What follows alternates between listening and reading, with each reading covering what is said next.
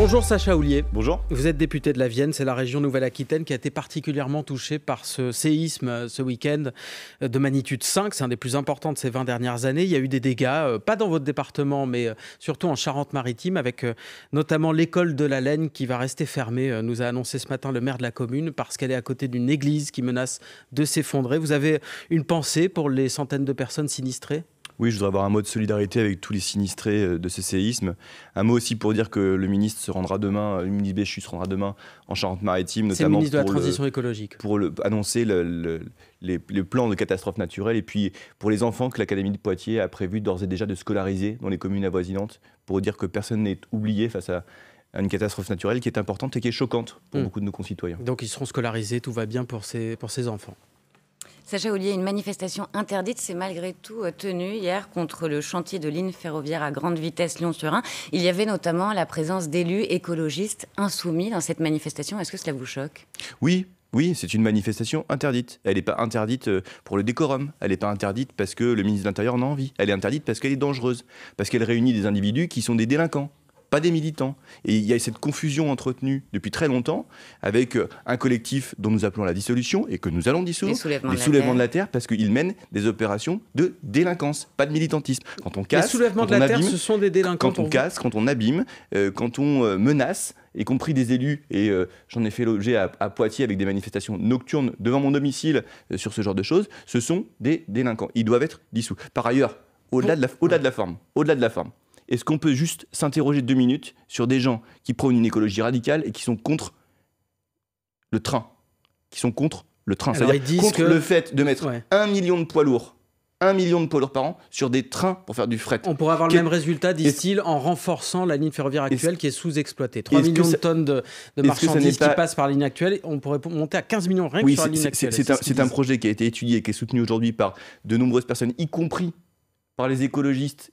nationaux en Suisse, qui ont les mots les plus élogieux pour ce projet, mais pour les Français, ce serait une hérésie totale. Bon, à un moment donné, il faut arrêter.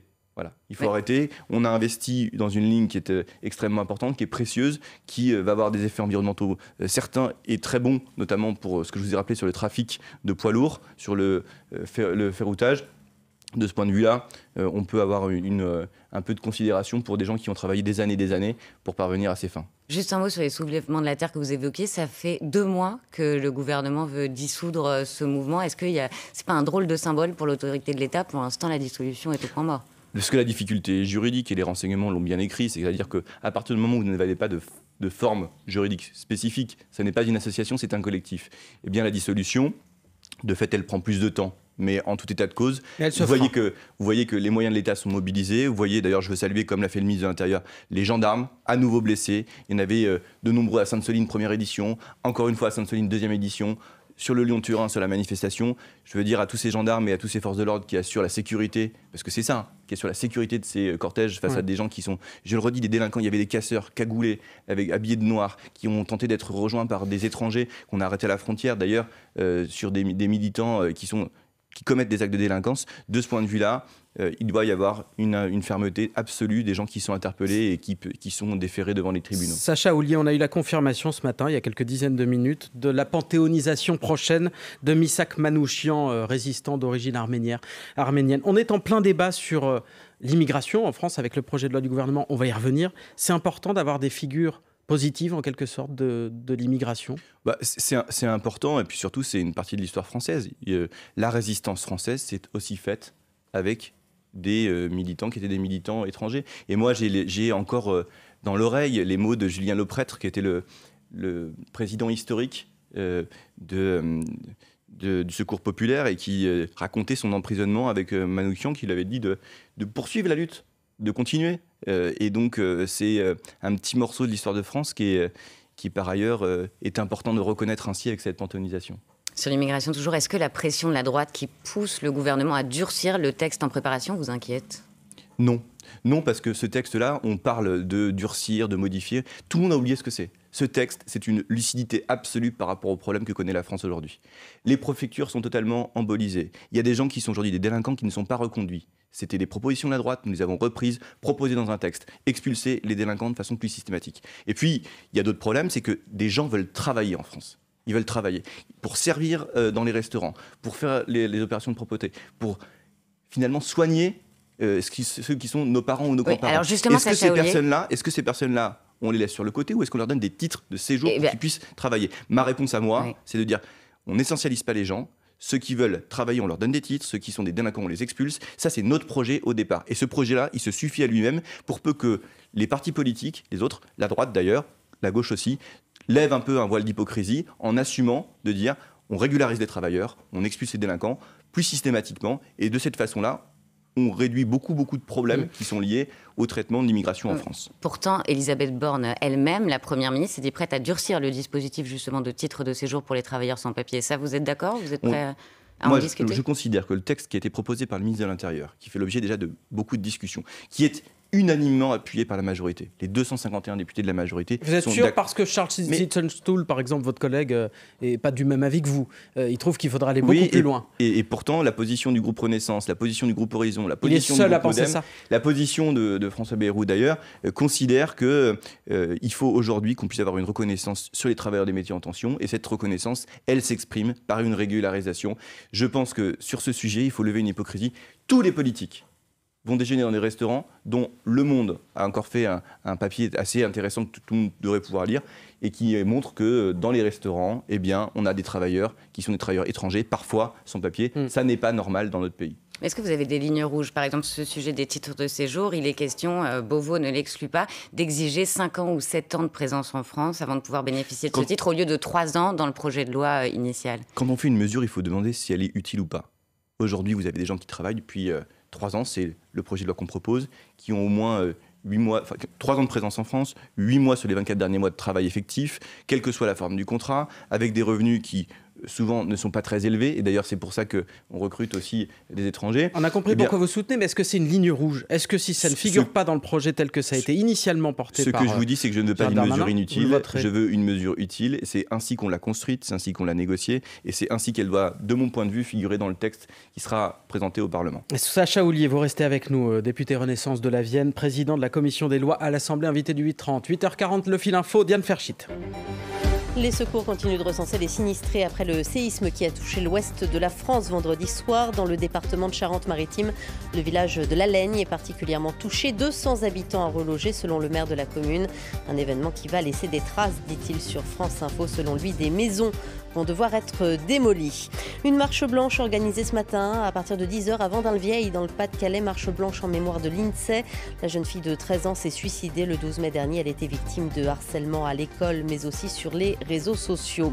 Missak Manouchian va entrer au Panthéon. C'est ce que confirme officiellement l'Élysée ce matin. L'Élysée qui salue la bravoure et l'héroïsme tranquille de cette figure de la résistance d'origine arménienne. Missak Manouchian fusillé au Mont Valérien par les Allemands. Emmanuel Macron s'y rendra au Mont Valérien d'ailleurs tout à l'heure à l'occasion du 83e anniversaire de l'appel du 18 juin. Toulouse remporte son 22e bouclier de Brennus. Il sera présenté place du Capitole à 17h cet après-midi. Le Stade Toulousain vainqueur de la finale de top 14 de rugby face à La Rochelle. Score final 29-26. France Info. Le 8h30 France Info. Agathe Lambré, Laurent Sénéchal. Toujours avec Sacha Houlié, président Renaissance de la Commission des lois à l'Assemblée. Est-ce que, si vous ne trouvez pas d'accord avec les Républicains sur la loi immigration, vous pourriez utiliser le 49.3 comme sur les retraites? D'abord, moi, je pense qu'il faut savoir si ces mesures, elles sont utiles, et elles le sont. Et donc, est-ce qu'elles doivent être adoptées? Oui, elles doivent être adoptées. Donc ensuite, le moyen de faire voter un texte, ça, c'est une autre question. Donc pas d'état d'âme? Au fond, moi, je n'ai pas d'état d'âme. Je pense que toutes les mesures du projet, prises isolément, la régularisation des travailleurs dans les métiers en tension, les expulsions, la simplification des procédures, toutes, une par une, elles sont soutenues par les Français. Il faut qu'elles voient le jour. Vous n'avez droit qu'à un seul joker, 49.3 hors budget, sur l'ensemble de la mandature. Vous l'utiliseriez plus sur ce texte plus que d'autres? Ce que je dis, c'est qu'à un moment donné, c'est d'abord l'hypocrisie de certains partis politiques, d'ailleurs, pour lesquels ce sont leurs propositions que nous reprenons. Ce sont leurs propositions que nous avons reprises. Justement, ils menacent d'une motion de censure, les Républicains. Ça vous inquiète? Donc, ce serait curieux de voir une motion de censure qui soit votée par la NUPES et qui soit proposé par les Républicains au prétexte qu'il faudrait sortir des traités européens sur l'immigration. Ce serait très curieux qu'il y ait un front commun sur ce sujet. En tout cas, ce serait très dangereux pour la démocratie. Sacha Houlié, Stéphane Séjourné, c'est le patron du Parti Renaissance, a convié une vingtaine de députés ce mercredi pour discuter notamment d'une alliance avec les Républicains en vue d'un prochain remaniement éventuel. Est-ce qu'un accord avec la droite, vous qui êtes issu de l'aile gauche, vous le souhaitez? Est-ce que c'est la planche de salut de cette majorité? Non, moi je ne le souhaite pas. On a montré d'abord qu'on pouvait voter texte par texte des éléments. Ce qu'ont montré aussi les Républicains précisément sur l'immigration, c'est que toutes les lignes rouges qu'on avait fixées, ils les ont allègrement franchies. Donc ça démontre qu'eux ne le veulent pas non plus. Vous leur faites pas confiance Non, quand on vous dit en fait peut négocier des éléments du texte et qu'ils vous disent notre point de négociation c'est la sortie des traités européens, c'est un Frexit migratoire dans lequel le Rassemblement national a revendiqué la paternité en disant ce sont nos idées à nous. Ça dit beaucoup sur la façon dont les Républicains ont bougé politiquement. Eh bien, j'ai l'impression qu'ils ne le veulent pas non plus. Le vote de la motion de censure par une partie des députés LR pendant le débat de mariage forcé sur les retraites a laissé des traces. De ce point de vue-là, je crois que c'est d'abord les Républicains qui ne veulent pas, y compris que leurs idées soient reprises, y compris que leurs idées président, y compris, et vous l'avez dit, sur la réforme des retraites. Y compris qu'ils ne sont pas capables de reconnaître leurs propres propositions lorsqu'elles sont soumises au vote à l'Assemblée nationale. Ça a entamé votre confiance envers ces naturellement, députés, parce que lorsque vous proposez des éléments qui, normalement, font l'objet d'un consensus à droite, et que la droite n'est pas capable de prendre ses responsabilités, ou se défausse face à cette responsabilité, eh bien, on peut difficilement avoir confiance ensuite. Sacha Houlié, est-ce qu'Elisabeth Borne est la bonne personne au bon endroit? Moi, je considère que la Première ministre, compte tenu de son bilan annuel, c'est-à-dire d'avoir fait voter tous les textes les plus compliqués, de la réforme des retraites à la programmation sur l'énergie. Elle n'a pas fait voter la réforme des retraites en l'occurrence. En tout cas, elle a fait adopter tous les textes, y compris sur l'énergie, où on lui promettait le chaos. C'est aujourd'hui 50% d'énergie renouvelable, 50% d'énergie nucléaire, une France zéro carbone, 100% électrique. C'est le bilan d'Elisabeth Borne. Donc elle doit rester à Matignon. Donc Elisabeth Borne, aujourd'hui, elle présente au bout d'un an une copie qui est très correcte, sinon excellente. D'après les informations du Figaro, le groupe Renaissance envisage d'exclure les députés La France Insoumise et Rassemblement National des postes clés de l'Assemblée. Est-ce que vous nous confirmez cette information? Non, je ne vous confirme pas cette information. On n'a pas pris part au vote pour ce qui concerne la présidence de la Commission des Finances. Par ailleurs, on a respecté un équilibre institutionnel pour ce qui concerne la place au bureau de l'Assemblée nationale. Je pense que c'est un débat que nous aurons dans le groupe, mais je ne vois pas pourquoi on s'immiscerait à nouveau dans la question de la répartition institutionnelle des postes à l'Assemblée nationale. Éric Coquerel peut rester à la tête de la Commission des Finances. Le problème, ce n'est pas la personne d'Éric Coquerel. Le problème, c'est le non-respect, voire la violation des processus institutionnels et le fait que le président de la Commission des Finances ait dû être déjugé plus de 130 fois en un an par la présidente de l'Assemblée nationale. Comment ça fonctionne? La présidente de l'Assemblée, elle délègue ses pouvoirs au président de commission en application de la Constitution, pour qu'il la respecte, pour qu'il la fasse appliquer. Et ce que ne fait pas le président Coquerel, c'est qu'il viole la Constitution, il oblige la présidente de l'Assemblée à revenir sur ses décisions pour qu'on soit conforme aux règles qu'on a communément acceptées de suivre. Et pour autant, vous ne prendrez pas part au vote pour le remplacer je pense qu'on ne choisit pas son opposition et je n'ai pas de raison de penser différemment un an après, lors du renouvellement des fonctions. Vous ne considérez pas que c'était une erreur de nommer par exemple des députés Rassemblement National à la vice-présidence de l'Assemblée? Je pense que c'était une erreur de voter pour eux. Je ne pense pas que leur présence même au bureau de l'Assemblée soit une erreur compte tenu de l'équilibre. Il y a une répartition qui fait que chaque opposition doit être représentée à proportion de ce qu'il représente dans l'Assemblée nationale au bureau de l'Assemblée nationale.